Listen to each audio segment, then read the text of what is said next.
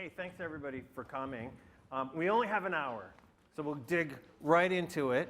Let's have another round of applause for the filmmakers, though. I will say, for them to be here right now is a huge accomplishment. It's just an act of passion to even get through making a film, and then to come to the festival to be chosen. I mean, I like to think it's an honor to be here in Chagrin Falls, but I will tell you, it's a long hill to climb, and these people really deserve a round of applause. So first I'm going to have the filmmakers introduce themselves and then tell a little about their film. I have to go first. Dang it. You don't have to. We can have Sophia go first. She sat down first. Oh, that's good. I'm Sophia. I just graduated from Chapman University. I don't know if that's on. I can just be loud. I just graduated from Chapman University, and my film is Lost in the Shuffle. It's about... Is it working? Okay, dope. It's about a man named Sean who lost an iPod Shuffle that his brother gave to him right before he passed away, and it's kind of how he connected to his brother after his passing. And I really connected to Sean's story because I lost my father when I was 16, and connect to him through his things that he left behind. And the film is about us kind of talking about grief and loss and just how you process that. So I like to say it's my therapy session on camera. That feels good. Round of applause. All right. Okay, Geoff, now you. I'm Geoff O'Gara. What to say? I've got a little film company out in Wyoming. I used to work for the PBS affiliate out there and began making documentaries a few years ago. Really came to it as a writer. My film is Home from School to Children of Carlisle. Thank you. I won't call it good fortune, but it's interesting that the subject of Native American boarding schools was very much in the news this past year. We worked on this film for over 4 years, developing it through a lot of different little crises and things until it finally came out. But interestingly now, it's a subject that everybody's paying attention to. And luckily, we have a film that people seem to enjoy. It's going to be on Independent Lens in November on PBS, and they're going to repeat it again in January. So if anybody misses it here, there's another chance to see it. We can talk more about it as we get going. Okay. Yep. That's awesome. Rich? Hi, my name is Rich Poller. My film is called The Irritable Heart. It's a story about two brothers, Will and Travis Twiggs. Travis was a decorated Marine Corps veteran, and they both died under mysterious circumstances. We kind of examine what the film is about. We look at Travis's story. He suffered from PTSD. We look at his life, we look at Will's life, and we look at the things that led to their deaths. But the film is really about kind of what it means to be a brother. You know, Marines talk about their brothers. When I interviewed 20 Marines on background, everyone referred to each other as a brother. So what does it mean to be a brother on the battlefield? And then when you come home, what does it mean to be a brother at home? And what sacrifices are you willing to make for a brother? So that's what the film is about.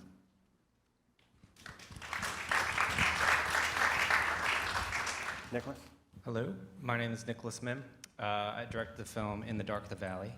So our film follows a group of mothers in Southern California who discover that a nuclear site and a rocket testing site in the Simi Valley, in the San Fernando Valley, may have been the cause of a bunch of cancers, including childhood cancer in their community.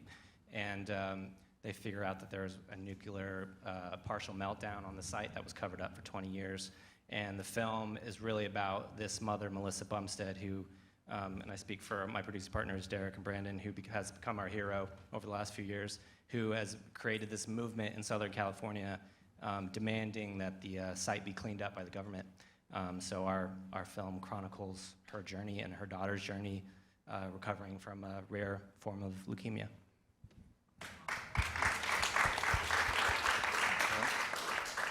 Hi, my name is Lauren Coleman. My film is How to Throw Your Own Goodbye Party.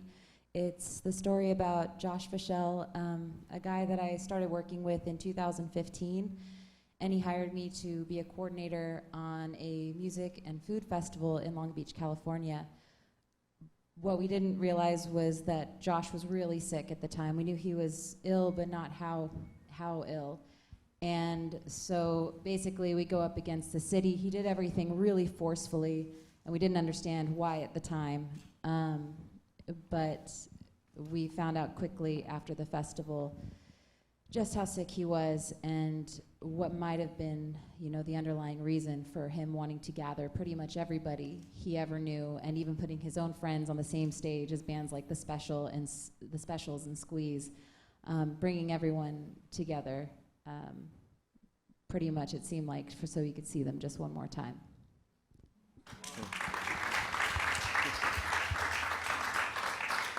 So if you've seen these movies, they're all great. But what I find interesting is that there's, one question you always hear, well, what was your inspiration? If you see the movies, it's clear what the inspiration was with each of these.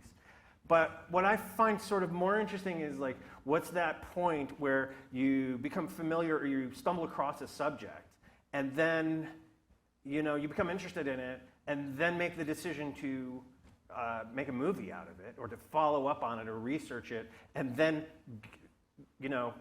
that next step of, wow, okay, this is now what I'm doing. I'm making this movie. So that's sort of my question is, how did you come across the subject matter? What was the first moment? Sophia, with you, it's pretty clear. But, what was that first moment where you're like, oh, okay, here's the subject matter, and then that epiphanal moment where you were like, okay, I got to make a movie out of this. And then also, I want to know sort of about the nuts and bolts, releases, legality. Did you have to get, license the film that had been taken, or whatever? So, Sophia, why don't you go first? Because yours is kind of more straightforward. Yeah, mine is pretty easy. I was just walking down the street, and Sean had made a flyer for his lost iPod shuffle, and that's what I saw. And being in film school at the time, you are so just used to making whatever you see, and I needed a thesis, and this was something I really connected to, and I really wanted to make it. And being in film school, just seeing so many films that inspired me, I could really see this being something just bigger than a personal project that I really wanted to make. So you had to call him. I did. I emailed him blindly a year before production actually started, and he was not interested. I got that impression. Yeah. Because at first there's just recordings of him, not picture. Those were all during production. They were. Yeah, once he was involved, he was very into it, and I think during our first initial emails, I shared with him my story of losing my father and how I connected to him. And I think coming back around those months later in August, he really saw that this was something I was passionate about, and not just another kid trying to make a movie in LA. It was something that Why really do you meant think a lot. he was resistant at first?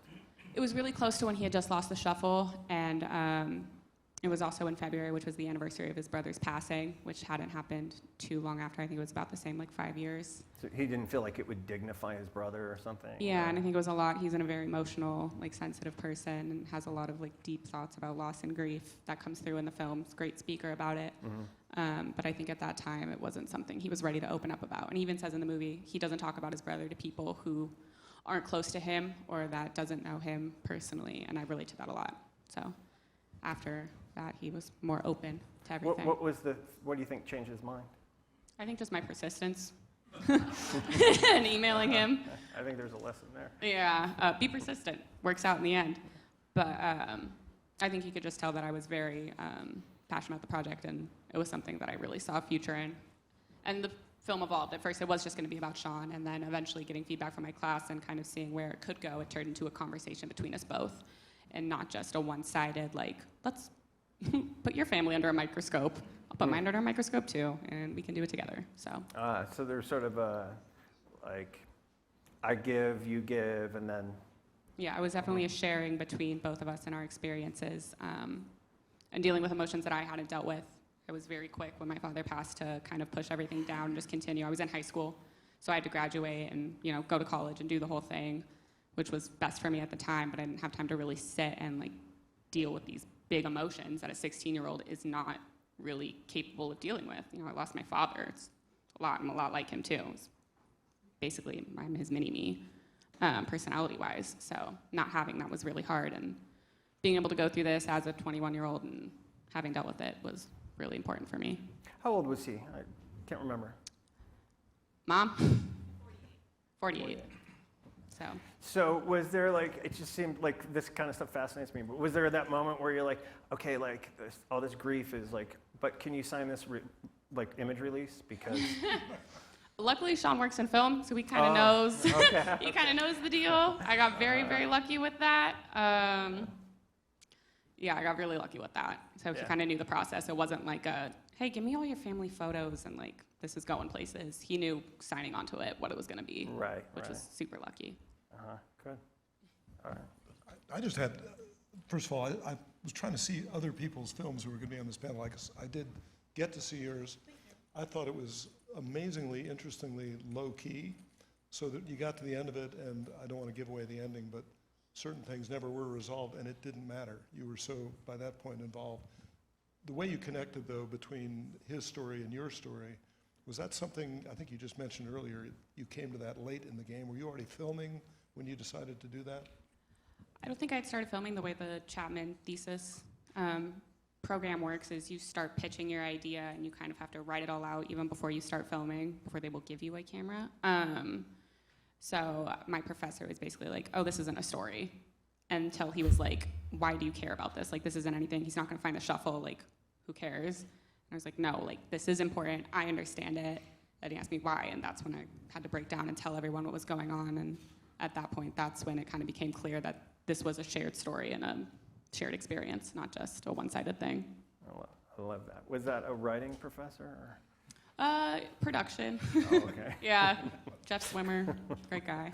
All right, that's great. Who wants to go next? So I found out the story about Travis Twiggs through a New Yorker article by Bill Finnegan, which I don't know if anybody of you have heard of him. He's a Pulitzer Prize-winning author.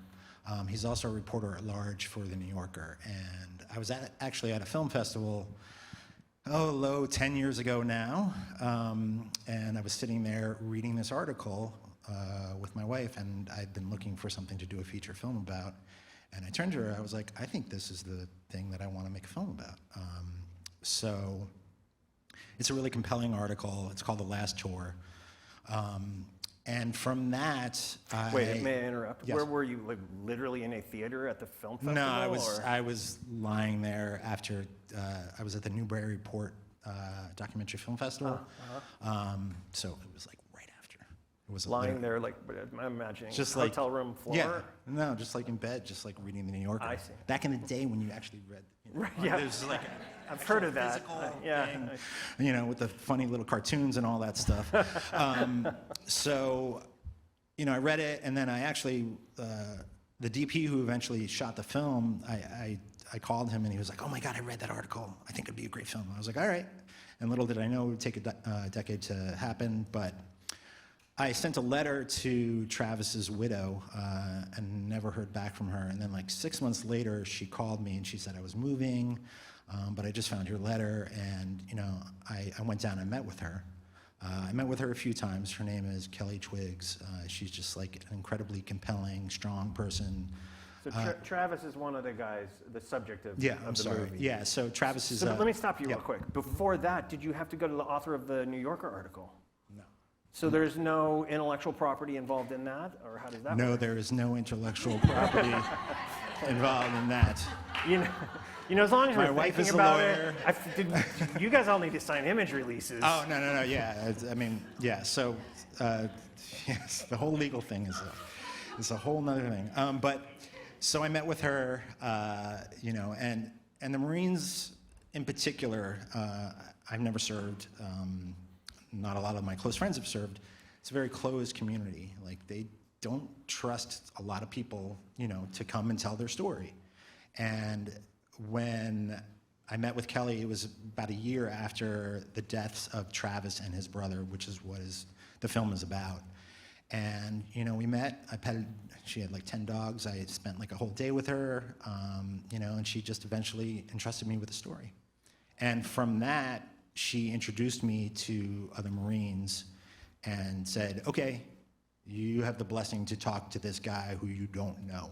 Right, so she said you can trust him.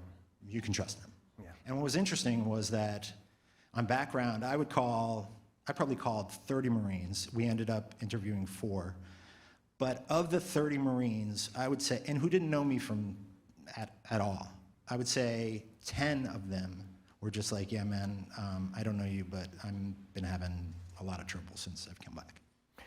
You know, and for them to share that with a stranger. Wait, they said what again? They said, I've been having a lot of trouble since I've come back from war. Right. Which is kind of one of the main Did things. these people know Travis and his brother? Yes. They did personally? Yeah. Okay. No, they knew Travis. They didn't Knew know his Travis. brother. Okay. Uh-huh. Right. So they were having similar problems to Travis. Yes. Yeah, Travis was incredibly well loved within his company, and so the whole story was well known within that group of Marines. And a lot of them were expressing similar problems, which is one of the things, you know, our country is running into. So it was an interesting way to get into the story, you know, and that's kind of how the story started, how the documentary started. Have you gotten feedback from any of those guys who have maybe seen the movie? Or? So I forgot who was one of the other filmmakers I was talking to. You know, one of the interesting things of doing a very personal story, that you live with this story, at least in my particular case, for 10 years, and it becomes personal to you, and you fear the moment. I feared the moment when I was going to show this film to Travis's widow. I thought about it almost every day for the last 10 years. And when she saw it and loved it, and her family loved it, it meant a lot to me. So, you know, it's something I learned, you know, that you become personally involved in these stories as you make them. So, and I take it she provided like the film behind, like they had, you know, like not Super 8 film, but video or whatever it was, that stuff? Well, I mean, the film, there's not a ton of archival stuff, which was one of the challenges of the film, is like, how do you make a film about 2 people who are no longer around with not a ton of archival footage? So, you know, we relied on, for Will, we relied a lot on his journals. There's some archival video, not a ton. There's a bunch of photos, but there wasn't a lot. Were those journals, was that a conversation? Like, it seems like that would be a tough thing for a family to hand over. Like, here you go. Did they request, like, you know, final, I don't know, permission about anything, or they were just like, here you go? Yeah. They handed over, you know, some stuff. I mean, most of it was from Kelly. You know, but it's definitely a sensitive issue within the family. I don't want to talk for the entire family about it. You know, some of the family didn't want to be involved, which I completely understood, and I tried to respect them and tried to be as honest to the story and as sensitive to the story as I could. But it is a challenge as a filmmaker to make a very personal story. You know, I think one of the things that I've learned is, like, you know, there's all these series on Netflix about, like, death and crime. But every time you show one of those stories, there's a family that's been, like, ripped apart by one of those stories. And, you know, we don't think about that as a society. You know, like, oh, it's another story about true crime. Yeah. So for me, it was a very emotional thing, and, you know, I learned a lot about myself, you know, in the process. Yeah, great. Oh, sure, I'll go next, because it's kind of a similar thing, because I had to deal with Josh's family. So I worked for him in 2015, and when things started kind of hitting the fan, I had always throughout my life, So wait, I'm sorry to interrupt, but Yeah. just set the stage a little, because it's a music festival. There may be people who haven't seen it yet. Oh, yeah. Music festival, and you were working there. Yes. And Yeah. where did you first meet Josh? He booked my band. That was the only qualification, was that we had met before and he liked my music. And I was making guitar pickups at the time, and I've been doing that for like 5 years, and I'm like, I can't do this forever. Like So- winding wire around a magnet? Yeah, and putting the chassis together and Nice. things like that.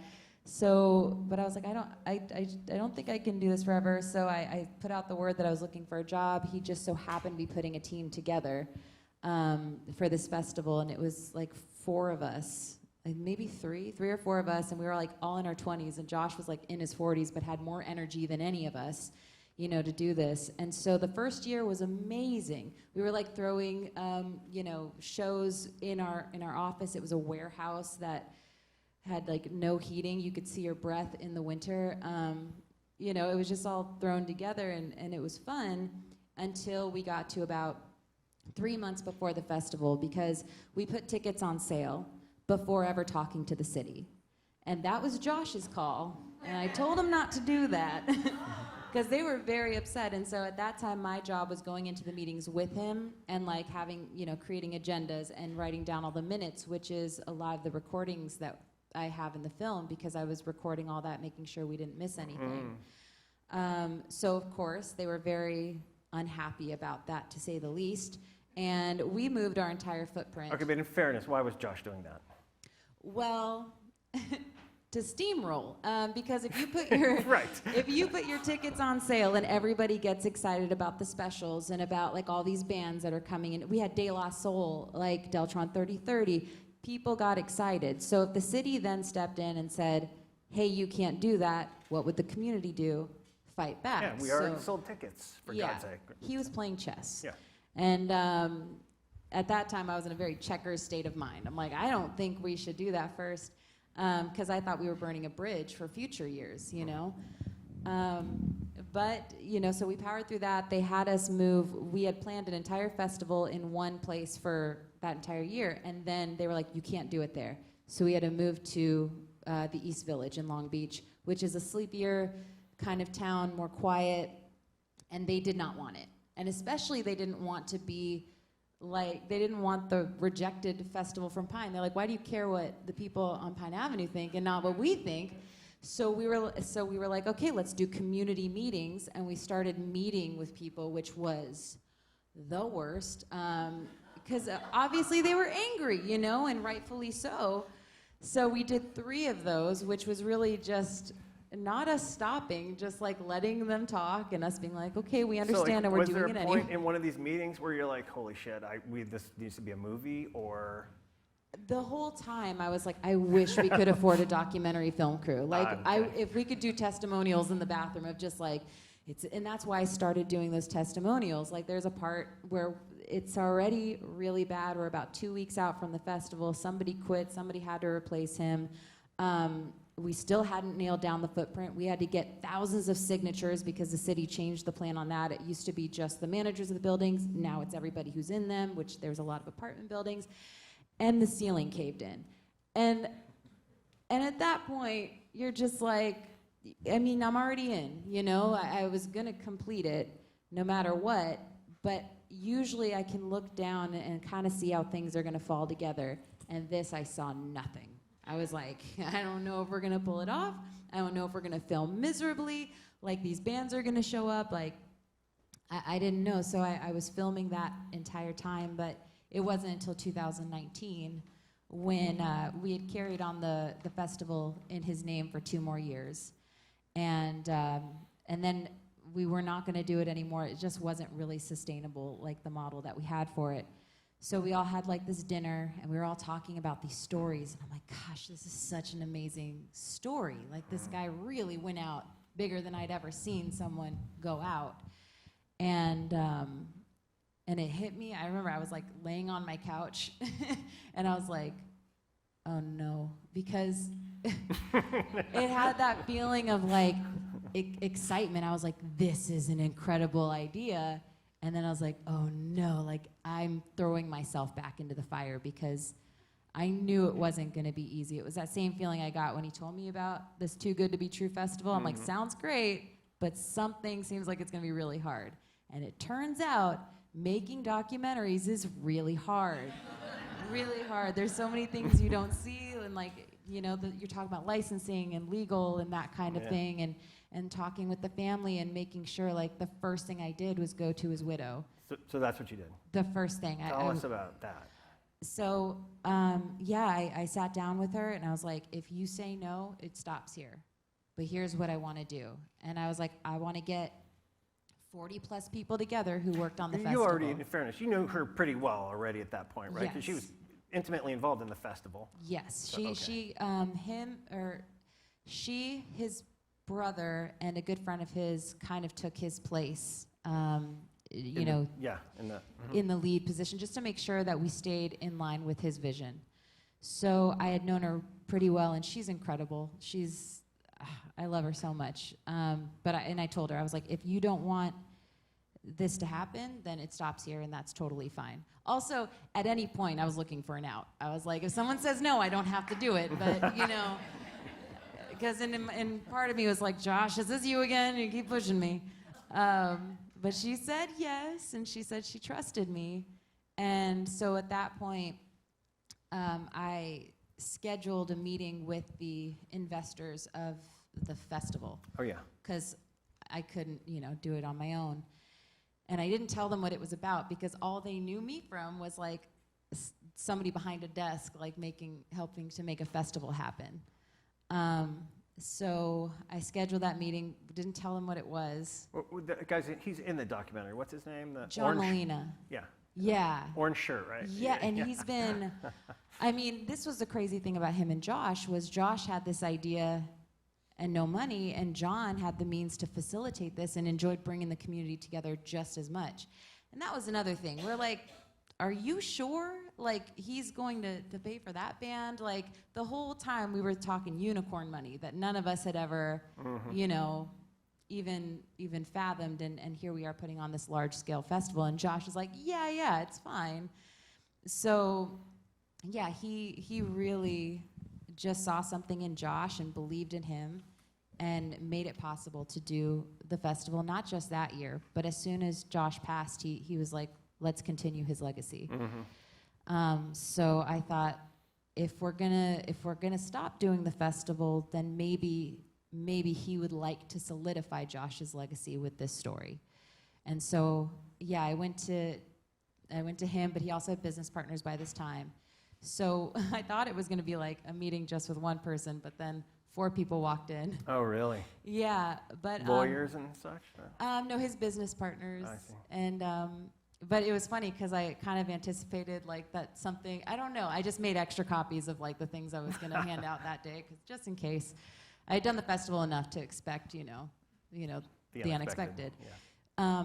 But I made a 3.5-minute pitch that started out with me at 8 years old, and making films. Because the thing is, I don't have a degree, and I didn't want that to be asked. So I was like, how do I get ahead of that?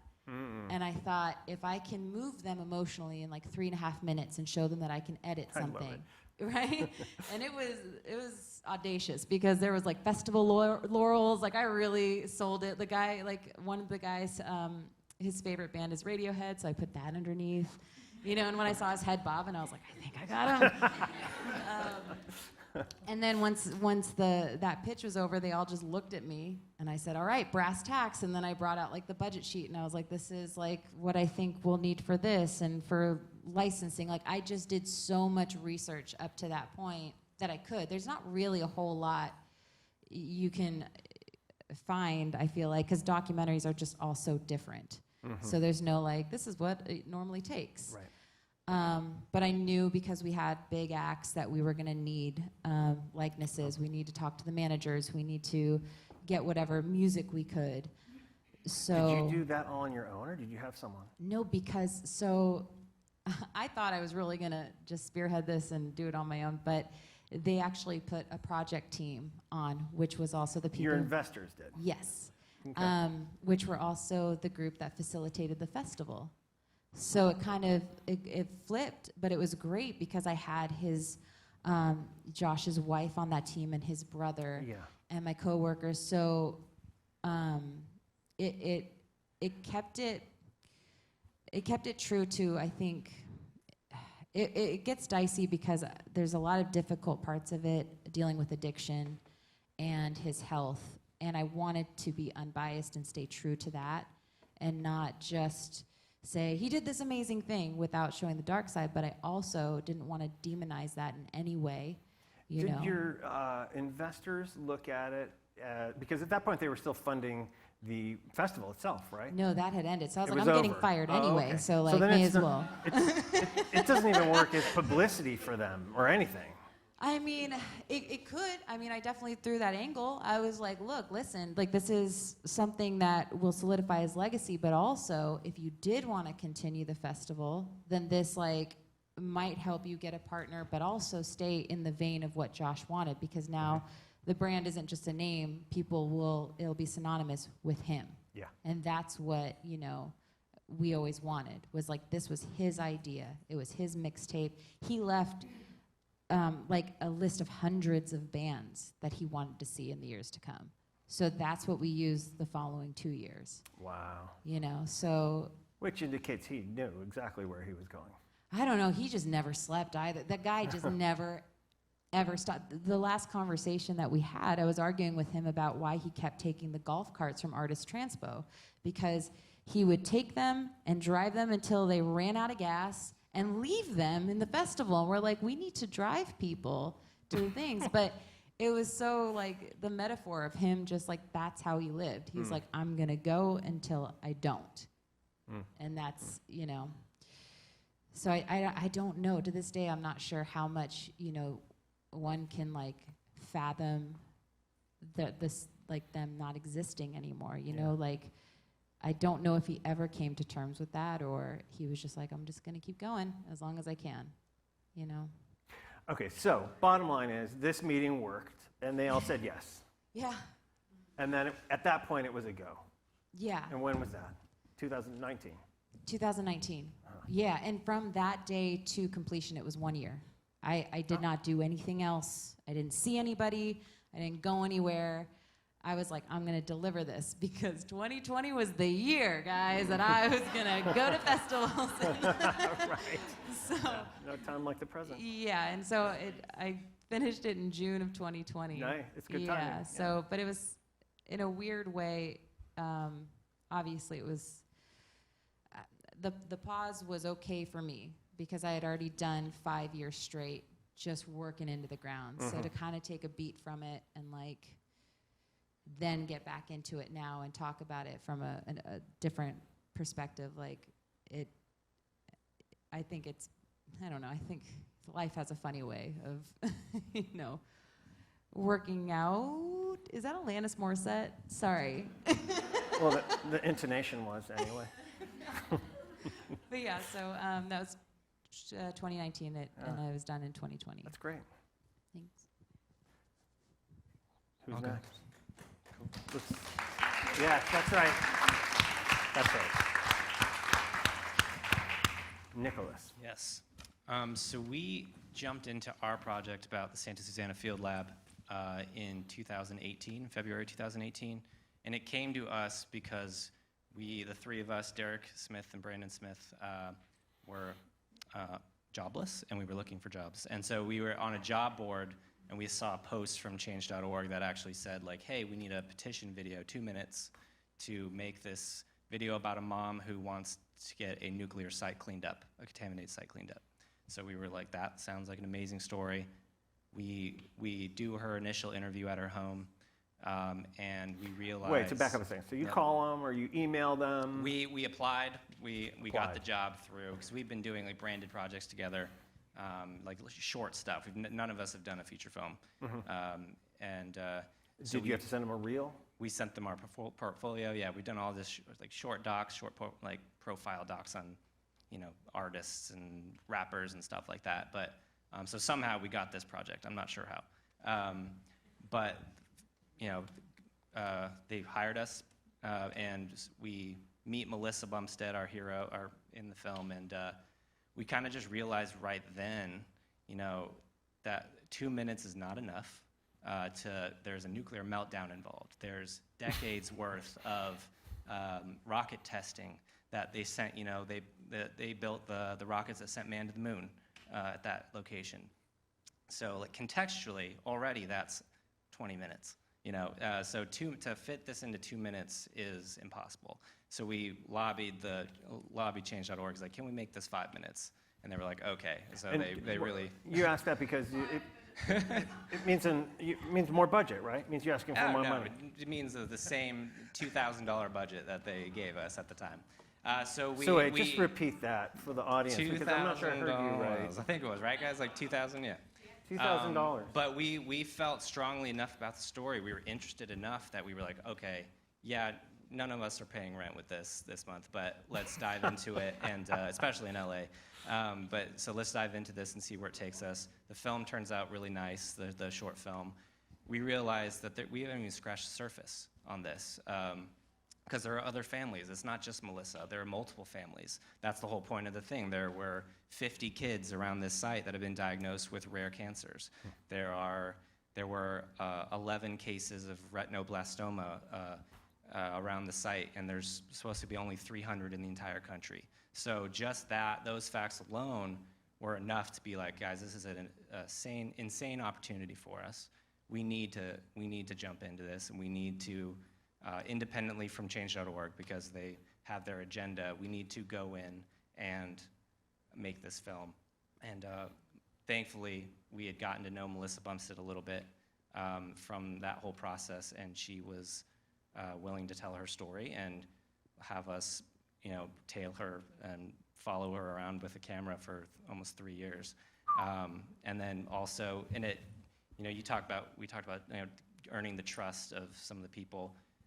One of the other moms, Lauren Hammersley, who was in the film, her daughter passed away, unfortunately, from the cancer. And so it took her and moms like her a little time to warm up to us. And, and we're obviously not going to push them. If you want to talk to us, if you want to get on camera, take your time and let us know when you're ready.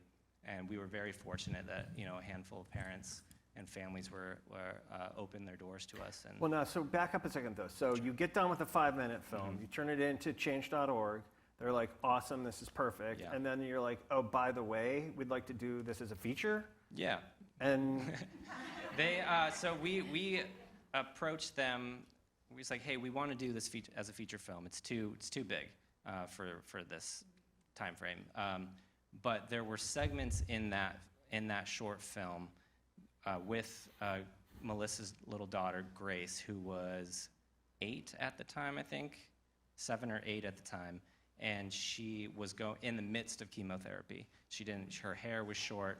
She wasn't doing well, and so we had moments of her, shivering on camera for us. But she's still in the highest, her spirits. She's so tough. She's such a tough little kid, and even now she makes fun of us all the time. She's just really spirited little kid, and that's just something you can't recreate, right? You can't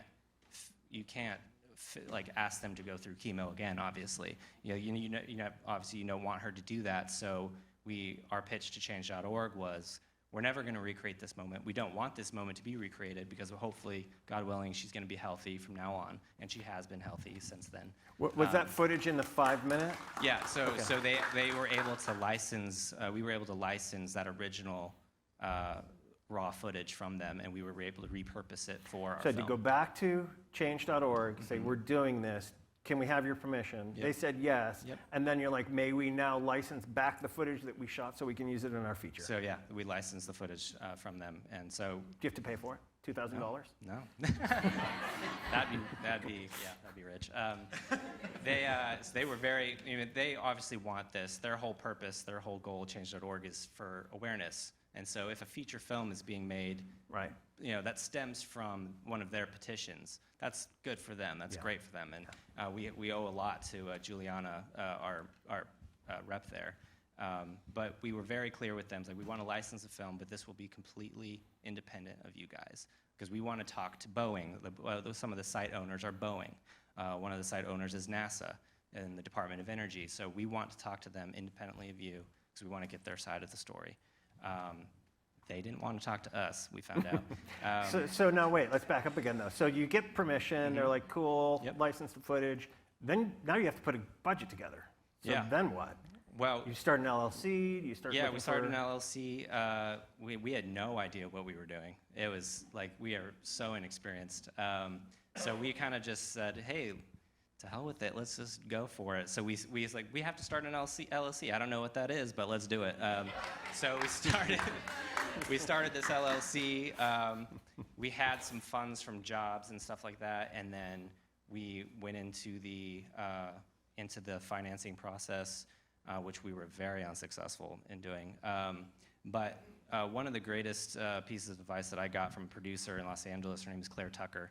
And she just produced a film called Turning Point, which is on Netflix right now. She said, if you have a camera, we had cameras, if you have audio gear, just go out and do it. Even if you don't have the money yet, you have the access, and that's what's important. And so that's exactly what we did. So a few times a week, multiple times a month, we'd go out to Simi Valley and hang out with these families, and they would go to protests, and we'd follow them to protests. They'd go to community meetings, we'd go to those meetings, just nonstop. And you'd go there and film? Yep, we'd film. Do you have to ask permission? Like, may we film at your So city a lot hall of these meetings are public meetings. Like, they have cameras there anyway, and they were attracting a lot of news anyway at the time. I So, see. the NBC would be there. So we were kind of, we kind of get lost within the cameras because there was a lot of media attention, especially towards the end after a big fire. Watch the movie and you'll find out what fire I'm talking about. So we had, so we got very lucky, and we just went out and did it. And while trying to finance it, simultaneously, which was very So in the meantime, you're successful. making phone calls, or what? Tell us about that. We're applying to grants. We're bringing the film to studios. We're bringing it to production companies. I think one of the main pieces of criticism, and we started a reel. We made a reel, an 8-minute thing to a pitch reel, which people liked. But one of the main criticisms we got was that it's too regional. It was too focused on that region, which that doesn't make sense to me. But and so that was an excuse that we got a lot. But we just kept filming. But we knew we had to get music, and we knew we had to do this, and so it ended up being like we would chip in our own money, or we'd ask mom and dad for funds. Thanks, guys. So it definitely took the contribution of a lot. You guys of roommates or outside friends, people. or how'd you meet? Derek Smith in the corner there. Woo! We were.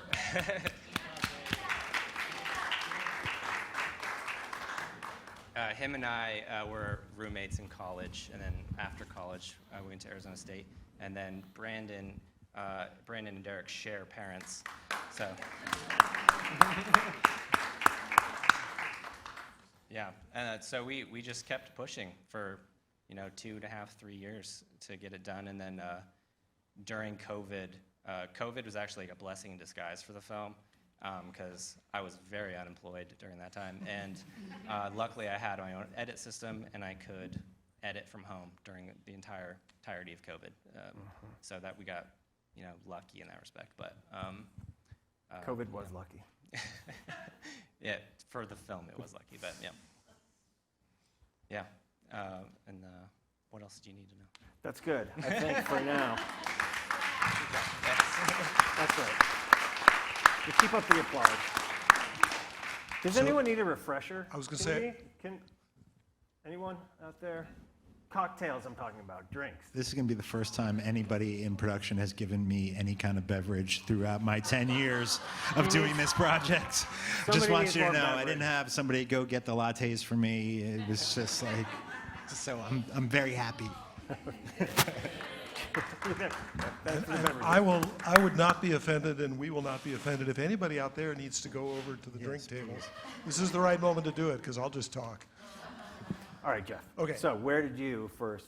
Well, I mean, I want to comment first on, everybody here, almost everybody has talked about trust, and the film that I worked on was all about that, in the sense that we were working with a population, Native Americans, who have no reason to allow this kind of person to walk in and get inside their ceremony.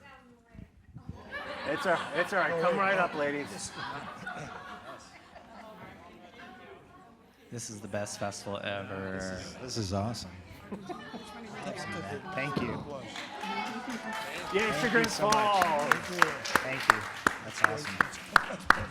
Thank you. Anyway, when we talk about gaining the confidence and the trust of families, we talk about this sort of thing. And in the Native American community, in many different ways, the media has for years, exploited is a strong word to use, but it has come in and done what I call parachute journalism. You get a couple of suicides, and in comes USA Today for a day to write about all the Native kids that are killing themselves in copycats. So I knew about that. In fact, I was often hired to do that sort of thing. But I had had a long relationship with the Wind River Reservation, which is very near where my wife and I have lived in Wyoming and raised our kids, including covering it as a reporter, writing a book related to it, Indian water issues, Indian and non-Indian issues. So I knew a lot of folks on the Wind River Reservation and would see them regularly, including a woman named Yufna Soldier Wolf, who had been a kid, I think the first time that I had met her family while working for Wyoming PBS and doing a story about the Native groups that danced in the Salt Lake Olympics. I'm not even sure what year that was, 2002, I think it was. Anyway, so Yufna was probably a little child in that group, but I knew her family from that because I'd gone down with them on the bus, and I think I said this the other day to someone that learned for the first time with the little video running in the bus that there is a very specialized form of stand-up comedy, Native American stand-up comedy.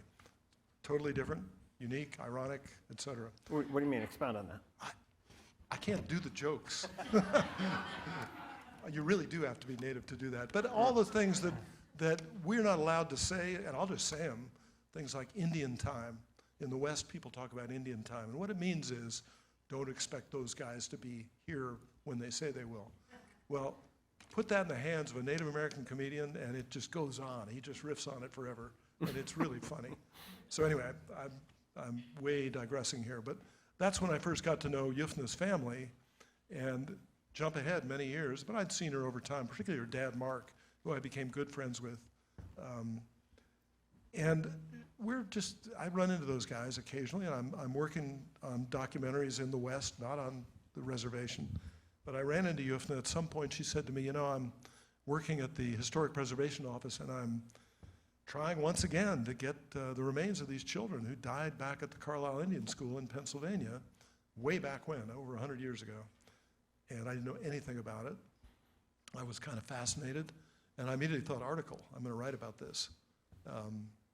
Another friend of mine, Jordan Dresser, a young man who I'd sort of mentored a little bit, gone to journalism school, Northern Arapahoe as well, also was part of that office. And so we all got talking about it. And again, I was kind of saying, well, there's an article in this, we'll do that. And then I think a matter of just weeks later, Yufna calls and says, the Army just called after resisting for generations, because this effort to get these children's remains back had been going on for a long time. The Army had finally said, well, maybe we will let you come and do this, take the remains. They had always said, we really honor them in this little cemetery, and it's a tourist attraction, and we don't think you can come and disturb it. Anyway, so the Army suddenly reverses itself. This is in 2017. Yufna calls me and says, yeah, we're going to go like next month. And so I'm thinking, now this is a film, because there's a story.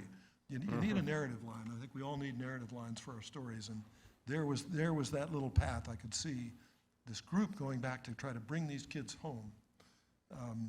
And Yufna agreed, but then there's a long process, talking to elders, talking to the business council. There's kind of the official business council level within a tribe, but there's also the elders. Nothing written about that, but they're there, and they, in the case of the Northern Arapahoe, it's the 4 old men. You need to have their permission. So with very little time and no money yet for it, we're scrambling around thinking, we got a story here. I have a little company with like 3.5 employees. And we're just going everywhere trying to get this thing done. But I'm sure there's a story there. And I get in touch with some friends in Baltimore to get a crew that can go up to do the shoot for us. Unfortunately, they cost a lot of money. They'd worked on The Wire. They thought they were pretty significant. So we didn't know how we were going to do any of this, but I didn't want to miss it. And indeed, we got Jordan Dresser, who was actually part of the delegation that went back, took my camera on the plane with him. We had people at the takeoff point and at the other end. We went through all the processes leading up to the actual trip to Carlisle, which included a trip to gather medicines, as they would say, up on Togety Pass, beautiful area. Lots of opportunity to kind of get inside people's lives, particularly the young people who were quite shy and the elders who were extra shy, but happened to include two people that I knew rather well.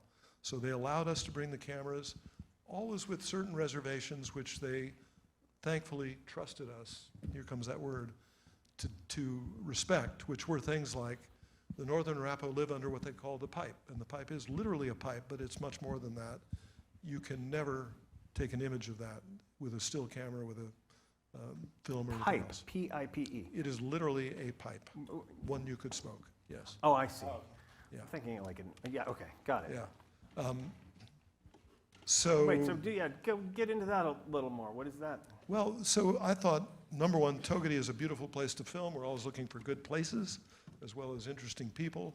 And they were taking this delegation of elders and youth up to Togadi Yeah. to gather medicine, roots, various things, pine needles, all the things they put into their cedering, which is a blessing process. I just hate talking about this like I know it. It's because it's almost disrespectful to do so. But in any case, the pipe goes with them. Nelson White, one of the elders that's featured in the documentary, was the keeper of the pipe for the tribe. You never see it. You can see it if you're allowed to be in the Sundance area or something of that sort.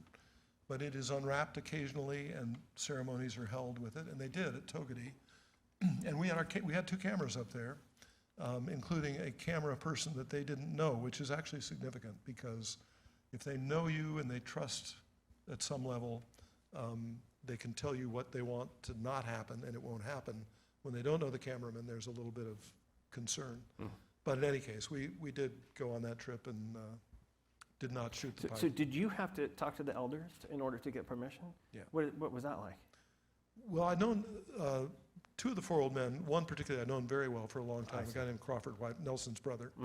And so Crawford was one of the ones who sort of knew early on that this is a story they wanted told, that they wanted the world to know. And I've said this before myself, which is it's not in the history books. The boarding school period, which some historians have called cultural genocide, is not taught in American history. So from their perspective, it's like, when does our story get told in their books as well? We know it within the tribe, within our community, but maybe it's time for us to take that risk of letting you guys with the cameras come to let that story, to release that story and get it out. So that really was the basis. And so, like, nuts and bolts, they're like, yeah, that sounds great, and so you whipped out paperwork, or what does that look like? We did it all. We did releases and stuff, yeah, we did all that stuff. Yeah, I mean, yes. And I made sure that the business council put it in letter form with signatures. Yeah. That we were allowed to be where we were and interestingly, we had more trouble in the end with the U.S. Army in Pennsylvania than we did with the tribe. So we get to the old Carlisle school, Indian school, which really existed at the turn of the last century, the 19th to the 20th century, has been a military installation since way back in the Whiskey Rebellion, and is now the U.S. Army War College.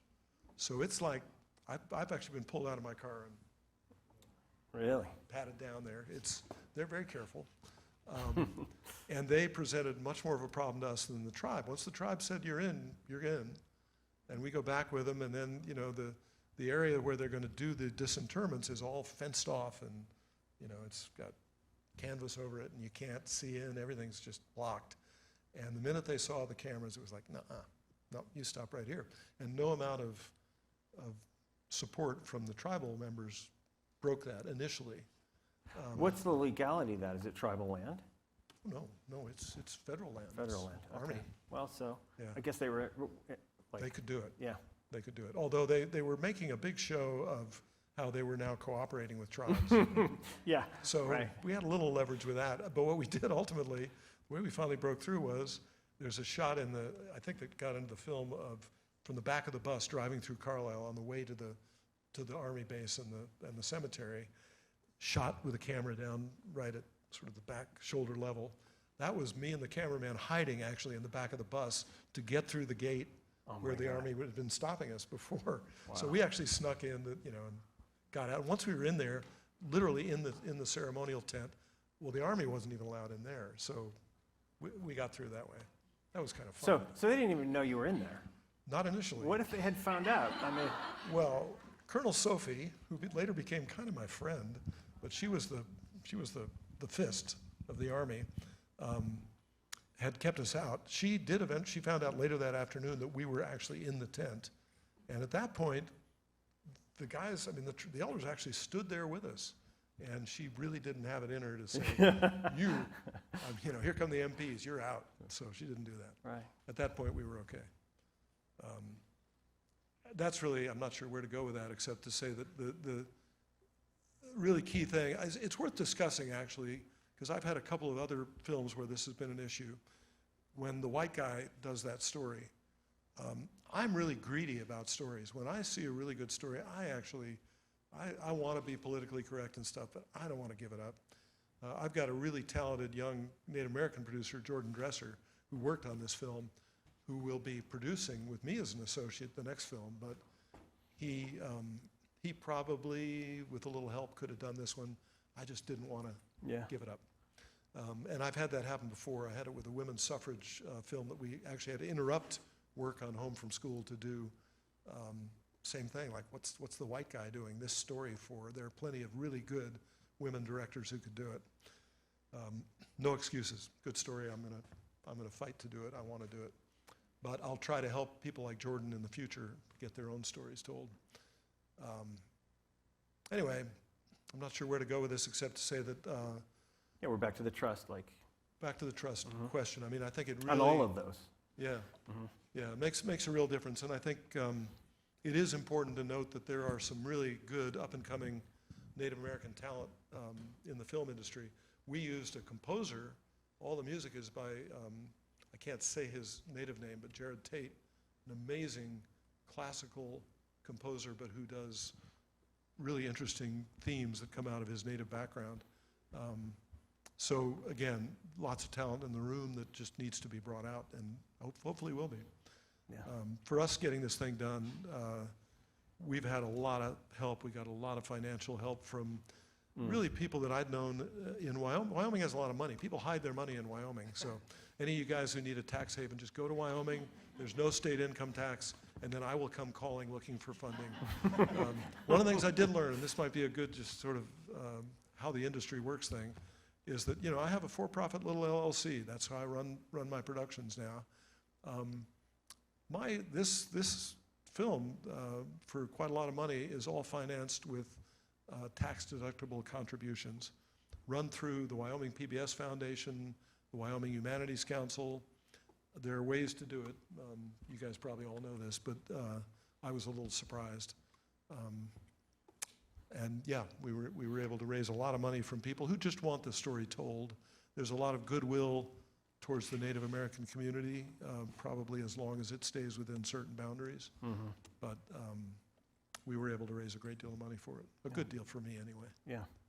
Yeah. Of course, now you can't partake in the profits, right? Because it's a nonprofit. No, that's the terrible secret.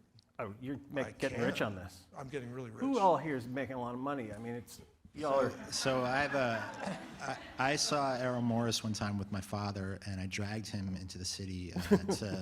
New York Times, when you could see things in person, had they interviewed him, and this kid stood up, and I mean now I tell he had a beret or something, but he was like, what advice would you give for an aspiring documentary filmmaker? And he was like, have a day job. And he did.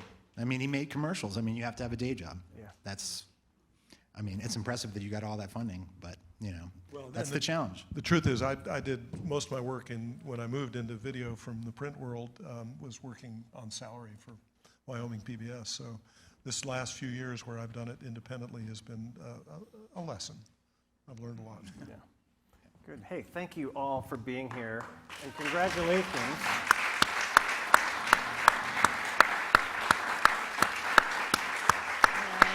Aren't they terrific?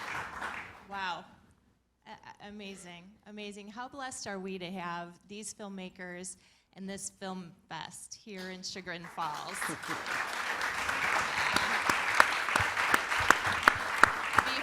Before Before we close out, just a couple things. Again, thank you so much. And I want to invite family, friends, supporters, coworkers of any and other filmmakers just to stand up and let us acknowledge you here tonight as well.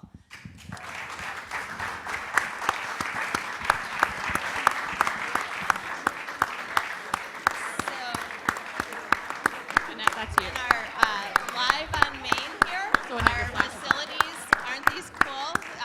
Thank you to Susan Metello for the support. Yeah. And Heinen's our sponsor tonight. Please, there's lots of food left. Help yourself. After this panel, we have our very own Jeff Griff, who will be leading a Q&A with some filmmakers. You're welcome to stay, hang out, and live on Main. Thank you for your support. Thank you, filmmakers. I'm just so inspired. This is what it's all about. It's being able to get your story, your voice, the important things that you're doing out there to the world. So thank you so much. Kerri, you're awesome. Thanks. All right. Good night, everyone. Thank you. Thank you.